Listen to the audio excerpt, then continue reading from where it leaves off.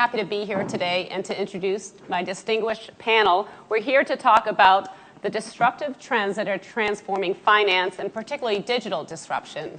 Well, I'd like to open it up to our panelists. Where do you think digital disruption stands from your perch in finance? Calvin, what do you see in China? We have a lot of incumbent banks. We have Alibaba growing very fast. Is this something that's gaining momentum in China? Oh, absolutely. I think disruption in finance, if we can think of emerging markets as a ripe location for leapfrogging and not having legacy infrastructure or technologies, legacy consumer behaviors, I think you see China as a case in point where new technologies, new business models can emerge quickly and rapidly and explode into the new consumer behaviors and create business models and opportunities for all kinds of new and existing market players. I think I would say, just kind of in a word, what I think maybe as a framework makes China particularly interesting is a large-scale market with receptive consumers, tremendous mobile and internet penetration, so the infrastructure and telecommunications infrastructure in place. I would say regulatory openness, despite some of the strictures in traditional finance, you can see characterized by online payments and how that market has developed over time. I know Alain has more to say about that. But also if you see now bank licensing to Tencent and Alibaba and these dominant players in other sectors and other parts of consumer interactions with commerce, I think we're seeing tremendously exciting new developments where Chinese consumers are quickly and easily using their phones now, using WeChat or an instant messenger client to buy goods, to order food, to pay for the transportation in a taxi. All very new and exciting things that I don't think we see even in Silicon Valley or in the U.S. Bunty, what's the reality of all of this digital innovation on the ground? Sometimes it sounds a little bit easier than it actually is in reality. Yeah, look, there are some big macro observations I would just make, and then I'll give one more graphic metaphor for this. Finance in the wholesale sense is an intermediation business, and financial intermediation has existed for thousands of years. I mean, it's one of the oldest professions, if you will. And the big disruptive element of technology is that disintermediation, where people can directly access what otherwise used to be either privity in terms of information or in terms of capital or resources. And so it's a huge democratizing force. But if you took away the context of this technology uplift, if you just looked at the core finance business lines or activities, they're going through their own generational change, notwithstanding all the technological disruption. We're going through probably one of the largest upregulations of the ecosystem in 7 or 8 decades. Certainly amplified by the fact that it's global. It's not just a U.S. or a U.S. and Western Europe or a post-World War II. This is like a global uplift in the way that regulators, central banks, market infrastructure, intermediaries like ourselves, consumers, are all having to change the way that they, and tax authorities, all changing the way that they think about the conduits of their business. And at the same time, you have these emerging economies that have an incredibly large demand for much bigger financial infrastructure than they already have. But this is where I'll just mention quickly kind of a reality statement about this. So a few of us last year, actually as part of one of the World Economic Forum events, which was the East Asia Summit in Myanmar, I hope some of you were able to attend that. A few of us were able to visit one of the larger banks in Myanmar, one of their main offices and branches.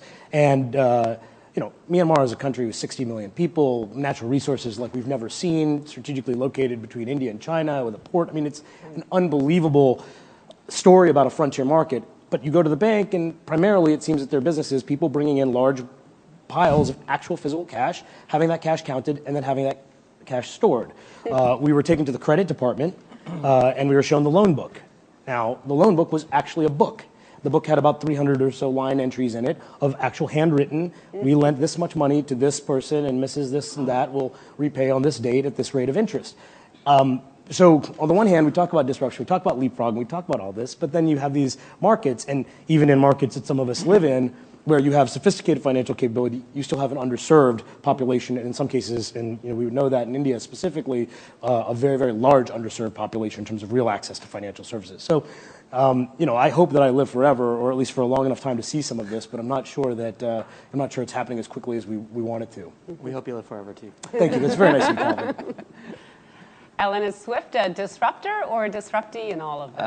I think certainly at this point of time, you may know that actually we are one of those Stone Age animal that has been created by the financial industry 45 years ago. And the purpose of the institution at the time, which is still today, basically, is to making sure that financial transactions can flow seamlessly between different countries, different institutions, and so the same way that blood will be flowing into your veins, right? And that's what we do. Now, clearly, what we see nowadays, like you mentioned, for Myanmar, I can give you multiple examples, like Bangladesh, or what's happening in Africa and all that, where clearly banks haven't really evolved fast enough, especially in opening up their technology to ensuring that everyone can play into the same arena in terms of offering services to their own customers, especially retail customers. This being said, we see that this is changing. I think, especially when we talk to our clients being our shareholders, we see clearly those people changing their mind and trying to define ways in which it can be actually reinserted into the business, if you like. Initiatives that are taking place, for instance, in Australia, even in Singapore, where I'm living, where clearly you've seen banks now developing, as an industry, new payment systems that are much more seamless, completely interactive, and completely free. And 3 months ago, the Singaporean community introduced a new payment system called Fast. It's literally interactive. You can pay with any sort of device you want to have. Before you were paying something like 1.5 Sing per transaction per payment, today is 0. So that tells you also, that the banks are also reacting to the changes happening. What I'd like to say also is that one of the main reasons why you have all these new entrants, and you mentioned Alipay, there are many more examples in the world. One of the main reasons is because for many years, and in many instances still today, banks have kept their own IT environment very closed. Basically, everything is completely sealed. You don't have access to all this. Some of the banks have, though, started opening up their own environment through the cloud computing. You have the emergence of APIs that basically enables other companies to start interacting with bank systems as well. So that if you look at the context of Alipay, that's what they've done. Basically, they started working with all the banks, making sure that the payments platform of Alipay is seamlessly interconnecting with all the bank system as well. So much so that they've started actually adding the value-added services that banks are today not capable to do. And the problem that banks are now facing is in doing so, if they're not reacting intelligently, is that they will be left alone with the sort of low-value kind of service like the end of the day settlement, whereby where all the other platforms like Alipay and others will be able to start really working with all the data they have, the payments and all that, to bringing up much more valuable service to their community. So there is a real challenge. At the same time, I think even for the financial industry, there's still actually a major opportunity to leveraging the position that they have today. Oki, how is this playing out in Japan, which is kind of the quintessential developed economy in this equation? Well, actually, in Japan, digital wallet is very, very popular. For example, myself, for the taxi, for trains, for convenience store, I don't use cash. I always use phone to pay. Okay, so digital wallet or digital settlement is very, very big in Japan, and I think we are moving into the new era, whereby, for example, even central bank, Bank of Japan, is now thinking about when you calculate the money supply, those digital cash is not included into the M2 money supply. But now we can't hold it. We have to take all those into account. Otherwise, we cannot really grasp what's happening in the economy.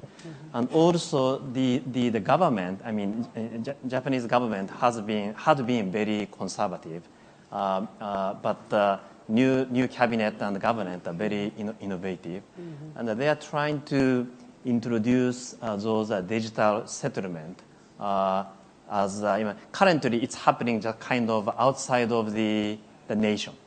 Okay, digital settlement is more like a global phenomena, not like a local phenomena. Okay, but the settlement business has been very important business for banks, and the banks are very important for the nation because at the end of the day, the nation has to use taxpayers' money to save bank. So if the settlement business is going away from the bank, it's kind of a headache for the government, I think.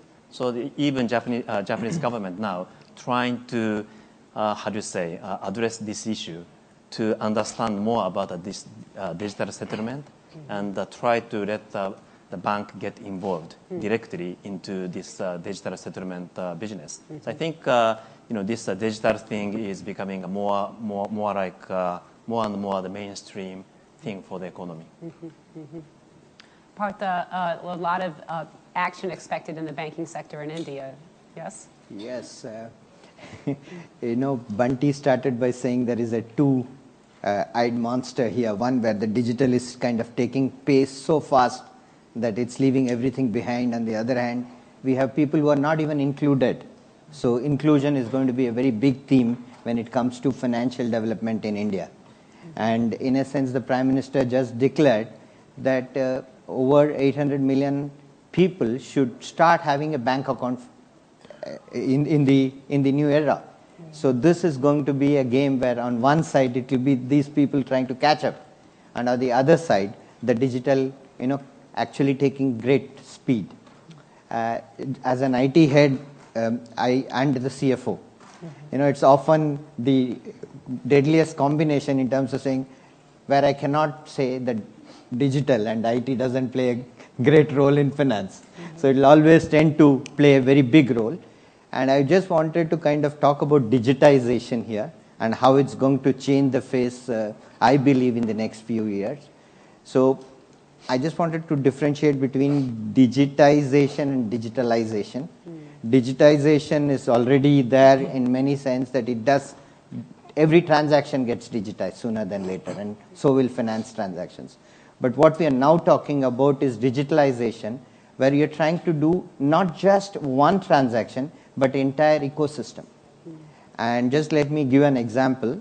So if a car meets with an accident, so the car then gives a message to say that the hospital is going to receive a patient with this kind of medical condition. It's going to inform the insurance company. It's going to insure the next in kin. If there is another guy involved, it's going to tell him what are all the implications for the other person in the accident. And not only that, it's going to even tell his children are back at home and his spouse that this is what is happening, keep the checkbook ready because you'll have to now deal in terms of some money. And that's the kind of change that we're going to see as we go forward. And this will be in IT language called business movement, because we are now going to create value through the movement because we can capture. And I kind of predict that the next war is going to be fast. Who owns the business movement? And therefore introduce a new term called PBT. We all know what it stands for, profit before tax. But in future, I think it will be known for people, business and things. So it is going to kind of look at a very new term for PBT in future. And the manufacturing industry that I come from says about PPM, or parts per million defects.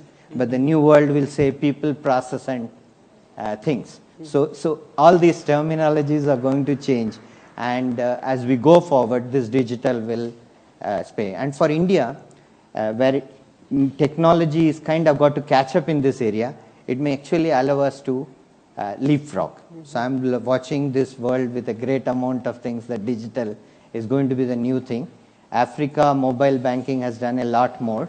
India is starting to catch up, but I hope that soon people will use as Oki had said, that you can use phones to pay for everything in the rural India, where now even an account is not being maintained. So it's going to be a fun thing.